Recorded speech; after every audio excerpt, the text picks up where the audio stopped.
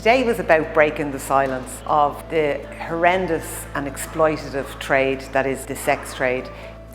We're talking about human beings with human rights who need our respect, our support and our commitment to combating a cruel and exploitative trade. Rahama's position on this is very clear. We believe that the sex trade is very damaging and it's a violent place for any woman to navigate her way through, to escape its complicated clutches and to exit the trade safely. Our study is on exiting, which is essentially the process by which women leave prostitution. And we're looking at kind of the barriers they face for the women who want to exit.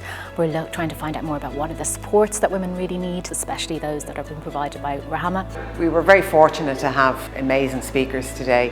One of our keynote speakers was Megan Tyler from Australia, and it was really interesting to hear the international context and how it's so different to Ireland. We have a speaker, Dr. Sherry Smiley from Canada, who is sharing with us her research that she's done on Indigenous women. But I think most importantly we have survivor speakers, a range of women who are sharing their experiences with us and really shedding light on what's going on in the sex trade and the harms that women are experiencing and the supports that women need in order to rebuild lives after experiencing sexual exploitation. Also, it's really important to highlight today is that half of the women in the survey were saying they didn't know who to turn to, who to tell, and also that they were really afraid that they wouldn't be believed. One of the most sincere forms of respect is actually listening to what another has to say. Research into the mental health of women who sell sex shows they experience a high rate of mental illness, especially mood disorder, suicidal ideation and post-traumatic stress disorder.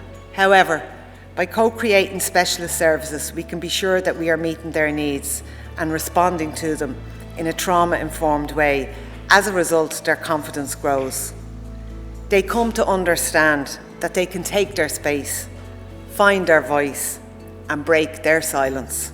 I think the message I'd like people to take home today is to understand those hidden harms that are happening in the sex trade, but I think especially for women who might be trapped in the trade right now, just to let them know that there are specialist supports available that are specifically for you. The likes of Rahama can support you, that there is support to overcome the harm and the trauma that you might have experienced, and don't be afraid to tell your story. You will be believed and that support is there and available for you.